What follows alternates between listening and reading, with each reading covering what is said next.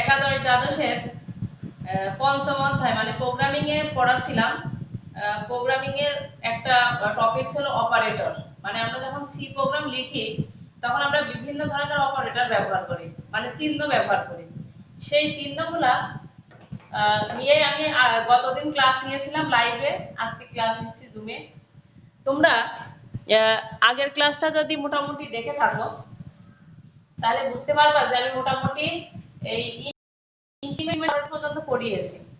Increment decrement operator পর্যন্ত আমার পড়ানো হয়ে গেছে। এখন এই পড়ানো শুরু করার আগে আমি কিছু কথা বলি, সেটা হলো যে তোমরা যদি বোর্ড এমসিকিউ সলভ করো, যে আমরা বিগত বছরে যদি আইসিটির প্রশ্ন যদি এমসিকিউ গুলো সলভ করতে যাই তাহলে দেখবা যে প্রতি বছরই মিনিমাম 2 থেকে 3টা এমসিকিউ শুধু এই অপারেটর উপর থেকেই আসে। আর আমাদের খ নম্বরের যে অনুধাবনমূলক টপিকসটা সেখান থেকে মোটামুটি এই ইনক্রিমেন্ট ডিক্রিমেন্ট বা বিটওয়াইজ এই অংশগুলো থেকে কোশ্চেন হয়ে থাকে। তার মানে বুঝতে পারছো যে বিষয়টা আসলে খুবই গুরুত্বপূর্ণ। এই কারণে আমি গতদিন একবারে সবগুলো অপারেটর সম্পর্কে আলোচনা করিনি। আমি সি প্রোগ্রামে আমি লিখেছি যে আজকে আমার আলোচ্য বিষয় হলো অপারেটর। আর সি প্রোগ্রামে 8 ধরনের অপারেটর ব্যবহার হয়ে থাকে। অ্যারিথমেটিক অপারেটর মানে সাধারণ যোগ বিয়োগ গুণ ভাগ সেগুলা। তারপর আছে রিলেশনাল অপারেটর মানে গ্রেটার দেন নট ইকুয়াল এই ধরনের এই অপারেটরগুলো আছে। লজিক্যাল অপারেটর মানে লজিক্যাল এন্ড অর নট সেইগুলা। কন্ডিশনাল অপারেটর মানে শর্তযুক্ত বা ইয়েস বা নো এরকম কোনো কিছু বোঝানোর সময় কন্ডিশনাল অপারেটর ইউজ করা হয়। তারপরে ছিল ইনক্রিমেন্ট ডিক্রিমেন্ট অপারেটর মানে কোনো ভেরিয়েবলের মান যদি পর্যায়ক্রমে বাড়ানো বা কমানো লাগে, এইগুলোর উপর মোটামুটি এই ইনক্রিমেন্ট ডিক্রিমেন্ট পর্যন্ত আমি গতদিন পড়িয়েছিলাম। আজকে আমি ইনক্রিমেন্ট ডিক্রিমেন্টও পড়াবো, কারণ এটা একটু বেশি একটু বোঝার মতো।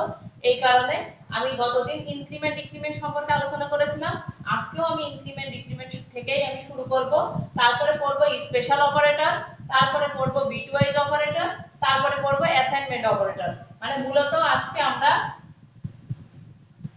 এই 4টা অপারেটর সম্পর্কে পড়ব। তার আগে তোমাদের কারোর কাছে যদি বই খাতা থাকে তোমরা একটু লিখে নিতে পারো যে আমি যেখানে পড়াচ্ছি সেটা হলো তোমাদের বইয়ের পেজ নাম্বার হলো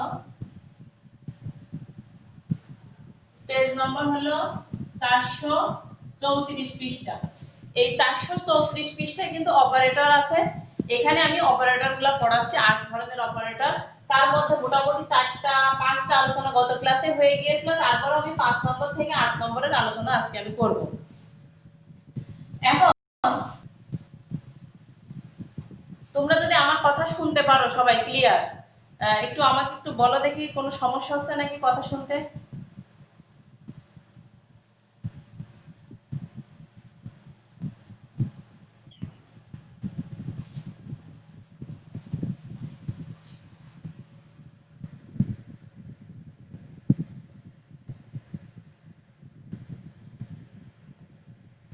আচ্ছা, ক্লাসের উপস্থিতি খুবই কম, তারপরেও আমি আমার এই ক্লাসটা আমি দেখি যদি সম্ভব হয়। মানে আসলে এডিট করার পরে যদি রেজুলেশনটা খুব খারাপ হয়ে যায় তারপরেও আমি এটা পুলিশ লাইনের পেজে দিয়ে রাখবো, কারণ এটা আসলে খুব একটা গুরুত্বপূর্ণ ক্লাস। তোমরা এটা পরবর্তীতেও একটু সমস্যা হলে দেখে নিবা। ইনক্রিমেন্ট আর ডিক্রিমেন্ট বলতে আসলে কি বোঝায়? ইনক্রিমেন্ট আর ডিক্রিমেন্ট বলতে বোঝায় যে কোনো ভেরিয়েবলের মান যদি পর্যায়ক্রমে বাড়ানো লাগে অথবা যদি কমানো লাগে, সেই সব ক্ষেত্রে আমরা যে ধরনের সি প্রোগ্রামটা লিখি সেই ধরনের সি প্রোগ্রামটা মূলত লুপ দিয়ে ব্যবহার করা হয়। সেটা আমরা এখনো শিখিনি। আমরা বলছিলাম যে মোটামুটি 4 ধরনের সি প্রোগ্রাম আমরা পড়বো। একটা হলো সাধারণ সি প্রোগ্রাম, একটা হলো শর্তযুক্ত সি প্রোগ্রাম, একটা হলো লুপ, আর একটা আছে অ্যারে ফাংশন। ওইগুলা আমরা শুধুমাত্র একটা সাধারণ সি প্রোগ্রাম কিভাবে লেখে এখন পর্যন্ত আমরা সেইটুকুই শিখেছি, আর কিছু শিখিনি।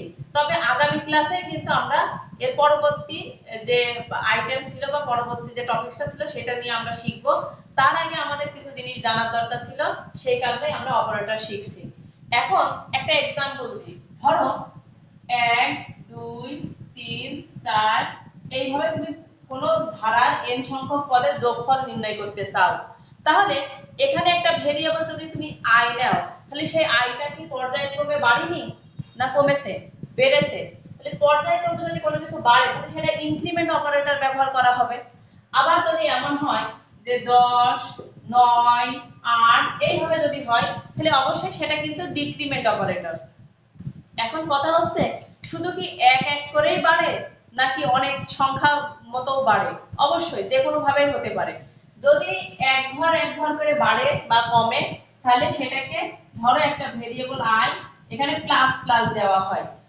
i প্লাস প্লাস কথাটার মানেই হলো এক ঘর করে বাড়বে, মানে 1 2 3 4 5 এরকম হবে। আর যদি মনে করো আমি প্লাস প্লাস i দিই তাহলে ওই একই কথা, প্লাস প্লাস i বা i প্লাস প্লাস যাই থাকুক না কেন সেটা দিয়ে পর্যায়ক্রমে বাড়া বোঝায়। আর যদি বেশি ঘর মানে বাড়া কমা করে, যেমন মনে করো 1 3 5 7, সেক্ষেত্রে কি হবে? সেক্ষেত্রে হবে i প্লাস 2। যে কয় ঘর বাড়বে সেই ভেরিয়েবলের সাথে সেটা যোগ দিতে হবে। তাহলে তোমরা বুঝতে পেরেছো যে আমরা ইনক্রিমেন্ট আর ডিক্রিমেন্ট অপারেটর কোন কোন ক্ষেত্রে ব্যবহার করে থাকি। এখন আসো ইনক্রিমেন্ট আর ডিক্রিমেন্ট দিয়ে কি ধরনের এমসিকিউ হয় বা কিভাবে ব্যবহার করতে হয় সে সম্পর্কে একটু জানা যাক। ইনক্রিমেন্ট আর ডিক্রিমেন্ট অপারেটর সেটা আমি আগে ইনক্রিমেন্টটা বোঝাই আর ডিক্রিমেন্টটা জাস্ট তার বিপরীত। যদি বাড়াটা বোঝো কমাটাও বুঝতে পারবা।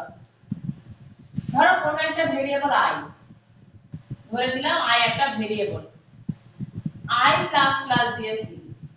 এই কথাটার মিনিং হলো যে তুমি ভেরিয়েবলের মানটা পর্যায়ক্রমে বাড়াবা, একবারে 2 3 ঘর বাড়াতে পারবা না, পর্যায়ক্রমে বাড়াতে হবে। অথবা প্লাস প্লাস i মিনিং কিন্তু একই, কিন্তু আলাদা কোথায়, ডিফারেন্সটা কোথায়? একটা হলো পোস্ট ফিক্সড অপারেটর, একটা হলো প্রি ফিক্সড অপারেটর। একটা হলো post p o s t post fixed, আর একটা হলো প্রি। মানে কি? পোস্ট মানে এই প্লাস প্লাস চিহ্নটা ভেরিয়েবলের পরে, আর প্রি মানে পূর্বে। এখন আমি একটা एग्जांपल দিয়ে তোমাদের বোঝাই, খুব ভালো বুঝতে পারবা। না বুঝলে প্রশ্ন করবা, বিষয়টা বোঝা খুব জরুরি। ধরো i সমান দেয়া আছে 5 আর j সমান দেওয়া আছে i প্লাস প্লাস। তাহলে এখানে বললো i এবং j এর মান কত হবে, অ্যানসার দিতে হবে যে i আর j এর মান কত হবে। এখানে আমি লিখেছি i = 5, j = i plus plus. i আর j এর মানটা নির্ণয় করতে হবে। একটু ভালো করে খেয়াল করে দেখো তো যে i প্লাস প্লাস কথাটার মানে আমি কি বললাম একটু আগে? আমি বলেছি যে i প্লাস প্লাস কথাটার মানে হলো যে i এর মানটা এক ঘর বাড়বে। তার মানে i এর মান আছে কত? 5, এখন হয়ে যাবে কত? 6, তার মানে এক ঘর বাড়বে। এখন যদি এমন থাকতো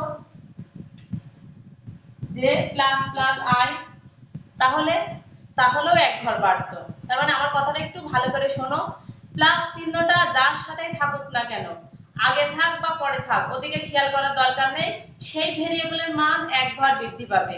আশা করি বুঝতে পেরেছো। প্লাস চিহ্ন আগে থাক বা পরে থাক, ওই ভেরিয়েবলের মান এক ঘর বৃদ্ধি পাবে। তার মানে i প্লাস প্লাস হলে i এর মান সর্বদা 6 হয়ে যাবে। 5 ছিল, প্লাস প্লাসের কারণে 6 হবে। তাহলে আগে পরে প্লাসের ব্যাপারটা আসলে কি? আগে আর পরে প্লাসের ব্যাপারটা নির্ভর করবে j এর জন্য। j এর মানটা নির্ভর করে যে আগে প্লাস না পরে প্লাস, সেটার উপর নির্ভর করবে j এর মানটা। যেমন খেয়াল করো এখানে প্লাস চিহ্নটা আছে পরে, প্লাস চিহ্নটা আছে পরে, তাহলে j এর মানটা হবে এই i এর আগের যে মান ছিল, বৃদ্ধি পাওয়ার আগের যে মান ছিল 5, সেটা হবে j এর মান।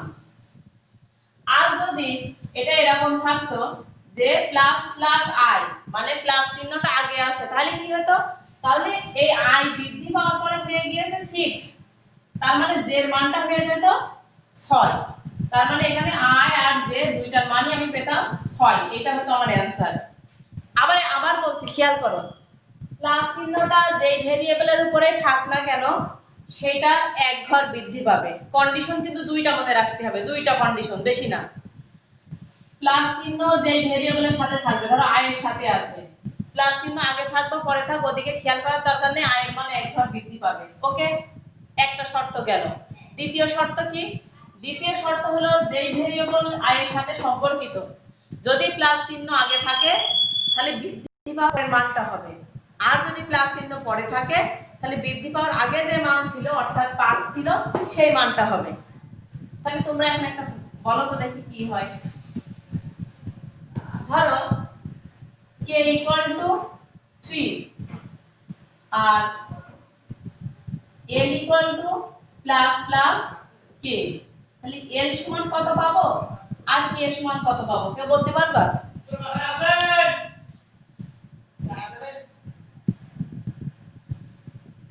তো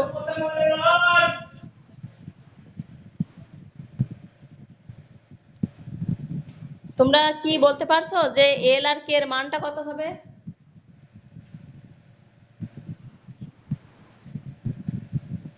দুইটার মানই কত হবে? হ্যাঁ ঠিক আছে, দুইটার মানই 4 হবে, কারণ দেখো কে টা বলেছি আগে প্লাস বা পরে প্লাস ওটা কোনো ব্যাপার না, যাই থাক এক ঘর বাড়বে, মানে 3 আছে 4 হয়ে যাবে। আর এল এর মানটা যেহেতু প্লাস চিহ্ন আগে আছে সেহেতু বৃদ্ধি পাওয়ার পরে যেটা হবে সেটাই হবে মান, বুঝেছো?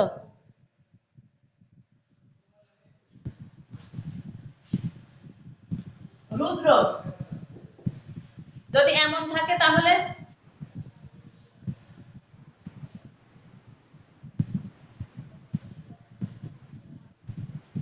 এল এর মান 3 হবে। ভেরি গুড, ধন্যবাদ। এবার ডিক্রিমেন্টটা বলি। ইনক্রিমেন্ট তো বুঝেছো, ডিক্রিমেন্ট সেম জিনিস, শুধু কমে যাবে। এটা বাড়ছিল আর ওটা কমবে, কেমন দেখো k মাইনাস মাইনাস, খালি মাইনাস চিহ্ন যার সাথে থাকুক আগে থাক বা পরে থাক তাহলে k এর মান কত হয়ে যাবে? 2। আর l এর মান কত হবে? যেহেতু বৃদ্ধিটা পরে হয়েছে তার মানে আগে যে মান ছিল সেই মানই l এর মান থেকে যাবে। আর যদি মাইনাস চিহ্নটা আগে হতো তাহলে কমার পরে যত এসেছে সেইটা হতো। ঠিক ইনক্রিমেন্টের মতোই ডিক্রিমেন্ট। এরপরে আসো আমরা ইনক্রিমেন্ট ডিক্রিমেন্ট অপারেটর মোটামুটি বুঝলাম। এবার special operator.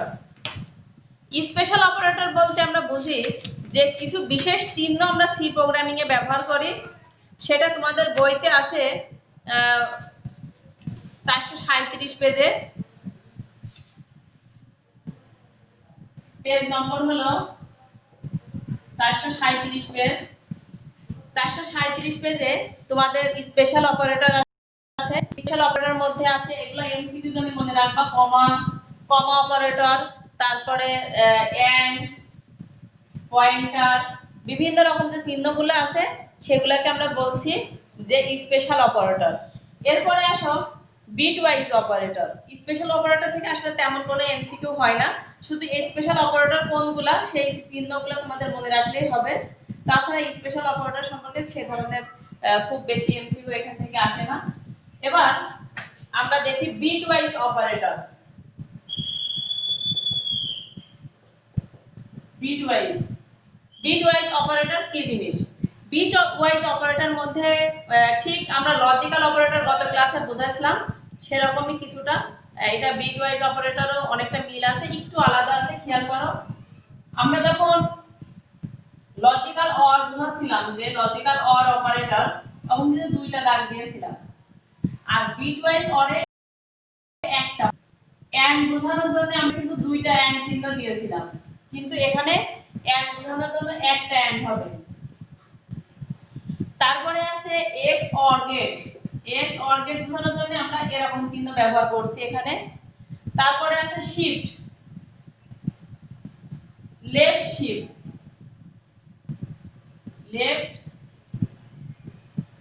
Shift, left shift operator হলো এইটা, আর রাইট শিফট অপারেটর এরকম। আমি প্রত্যেকটা কাজই দেখাবো। আর নট বোঝাতে ব্যবহার করা হয়েছে এরকম, প্রত্যেকটারই আমি এখন তোমাদের মোটামুটি দেখাবো। আচ্ছা এখন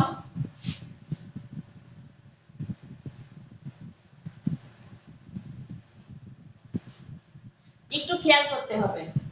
ধরো একটা এমসিকিউ আছে, প্রশ্ন যে a ইকুয়াল টু 7 আর b ইকুয়াল টু 5, তাহলে a এত সমান কত, অ্যানসার দাও। এটা কিন্তু বিটওয়াইজ অপারেটরের ব্যবহার। এটা বুঝতে হবে এই দাগ দিয়ে এটা কি বোঝাচ্ছে, এটা কি বোঝাচ্ছে, অর অপারেশন বোঝাচ্ছে, অর অপারেশন বোঝাচ্ছে। তাহলে আমরা জানি যে অবশ্যই কিন্তু এখানে ক্যালকুলেশন করার আগে তোমাকে কিন্তু বাইনারিতে কনভার্ট করে নিতে হবে। তাহলে a সমান আমরা 7, আমরা জানি হলো 1 1 1 মানে 7, আর b সমান আমরা 5 পেয়েছি, 5 মানে হলো 1 0 1। এটা অর অপারেশন। অর অপারেশন মানে আমরা জানি যে সবগুলো 0 না হলে 0 হয় না, একটাও যদি 1 থাকে অর গেটে কিন্তু 1 হয়। তাহলে আমরা পাচ্ছি কত, অ্যানসার 7। দেখো তিনটা 1 পেয়েছি অর অপারেশনের পরে, এটা 7, তার মানে এখানে অ্যানসার কিন্তু আমার 7 হবে। এটা হলো আমার অ্যানসার। এইভাবে কিন্তু এমসিকিউ গুলো দাগাতে হয়। ঠিক একই ভাবে তুমি এন্ড গেট, অর গেট এবং নট গেট, নট গেটে অবশ্য তোমার একটা ইয়ে থাকবে, একটা চলক থাকবে। যেমন a সমান যদি 7 দেয়া থাকে তাহলে a নট কত হবে, তার মানে 7 মানে যদি 1 1 1 হয় তাহলে একে নট করলে আমরা পাবো 0 0 0। এটা কিন্তু অ্যানসার। মানে এখানে মোটামুটি আমাদের যে লজিক্যাল গেটের যে ক্যালকুলেশন সেটাই। তাহলে মোটামুটি এইটা এগুলো একই রকম আমরা বুঝলাম যে যেটাই থাক সেটাকে আমরা বাইনারিতে কনভার্ট করার পরে আমাদের যে মানে যেটা আসবে অ্যানসার সেইভাবে আমরা এখানে কাজ করব। এরপরে এখানে বোঝার যে ব্যাপারটা সেটা হলো লেফট শিফট আর রাইট শিফট। এটা মোটামুটি এখানে বোঝার একটা ব্যাপার, একটু খেয়াল করতে হবে। তোমরা কি ক্লাস বুঝতে পারছো বা কোনো সমস্যা আছে?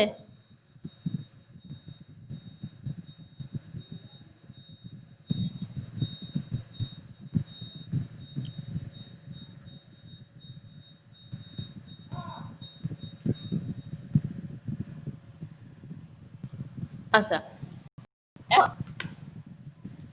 লেফট শিফট আর রাইট শিফট এটা একটু বোঝো। এটা কিন্তু খুবই মজার একটা জিনিস। কিভাবে সংখ্যাগুলোর মান আস্তে আস্তে বাড়ে বা কমে সেটা আমি তোমাদের এখন দেখাবো।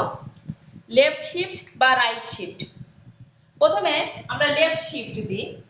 এই লেফট শিফটে কিন্তু মান বৃদ্ধি পায়, বাড়ে, এটা কিন্তু বৃদ্ধি পায়।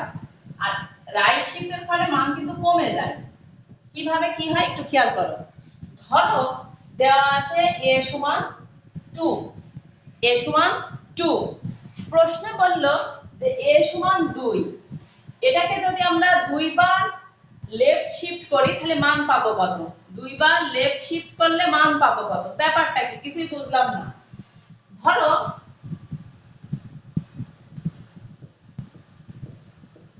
এরকম ঘর, আমি 8টা বা 7টা এটা কোনো ব্যাপার না, আপাতত আমি তোমাদের বোঝানোর জন্য বলছি। 2 কে বাইনারি করলে কত হয়, 1 0। আশা করি বুঝেছো। 2 কে বাইনারি করলে যা হয় আমি এখানে বসালাম। এবার লেফটে আমি শিফট করব, শিফট করা মানে তো বোঝোই যে জায়গা স্থানান্তর করা। লেফট শিফট করব কয়বার, দুইবার। প্রথমবার যদি আমি লেফট শিফট করি এক ঘর, লেফট মানে বুঝতে পারছো বাম হাতের দিকে, মানে এই দিকে আগাবে, এদিকে আগাবে। তাহলে এক ঘর যদি আমি আগায় নিয়ে আসি, 0টা এখানে আসে, 1টা চলে আসে, এই ঘর কিন্তু ফাঁকা পড়ে থাকে। যে ঘর ফাঁকা পড়ে থাকবে সেটাকে তুমি 0 দিয়ে ফিল আপ করো। তাহলে তুমি মান পেলে কত বলো তো, 1 0 0 মানে 4। এবার আরেক ঘর যদি তুমি শিফট করো, এই 1টা এখানে আসলো, 0 এখানে আসলো, এক ঘর আবার পিছনে ফাঁকা হয়ে গেল, সেটাকে আবার তুমি 0 দিয়ে ফিল আপ করো, কত পাবা, এবার পাবা হলো 8। তার মানে দুইবার শিফট করার পরে আমরা এর মানটা কত দাঁড়াচ্ছে, এর মান দাঁড়াচ্ছে 8।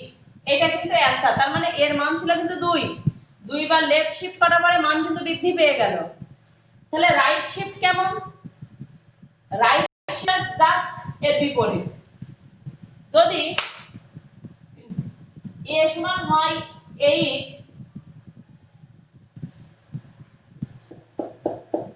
a সমান যদি 8 হয় 0 0 0 1, তাহলে এই দিকে আগাবে।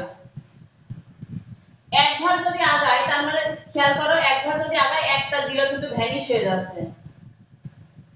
আর 1টা কিন্তু এই ঘরে চলে আসছে, মান হয়ে যাচ্ছে 4। আবার যদি আগাই তাহলে কি হবে, তাহলে এখানে 0 হবে, এখানে 1 হবে, হয়ে যাবে 2। আবার যদি আগাই তাহলে এখানে 1 আসবে, মান হবে 1। আবার আগালে এখানে 0 এসে যাবে, তার মানে আমাদের মানটাই ভ্যানিশ হয়ে যাবে। আশা করি বুঝতে পেরেছো। লেফট শিফটের মাধ্যমে আমরা যখন লেফটের দিকে আগাই তখন আমাদের প্রদত্ত মান থেকে কিন্তু বেড়ে যায়, আর যখন রাইট শিফট করি তখন মানটা কিন্তু কমে যায়। মোটামুটি আশা করি বুঝেছো। আর অ্যাসাইনমেন্ট অপারেটরটা আসলে তোমাদের বইতে একটা টেবিল আছে, সেই টেবিল থেকে তোমরা যদি অ্যাসাইনমেন্ট অপারেটরটা পড়ো খুবই ভালো হয়। অ্যাসাইনমেন্ট অপারেটর 438 পেজে অ্যাসাইনমেন্ট অপারেটর আছে, সেখান থেকে এই শখটা একটু দেখবা যে অ্যাসাইনমেন্ট অপারেটরটা আসলে কি। অ্যাসাইনমেন্ট অপারেটর বলতে আসলে লাস্টে যে 8 নম্বরটা এটা আমি বলছি, এটা আসলে তেমন কিছুই না। আমরা যখন সাধারণত লিখি x = x + 1, আমরা এভাবে সাধারণ এইভাবে লিখি, কিন্তু অ্যাসাইনমেন্ট যখন অপারেটরে লেখা হয় তখন একটু আলাদা ভাবে লেখা হয়। মানে কি, এই অপারেটরটা চলে আসে এই পাশে, যেমন x + 1 এইভাবে লেখা হয়।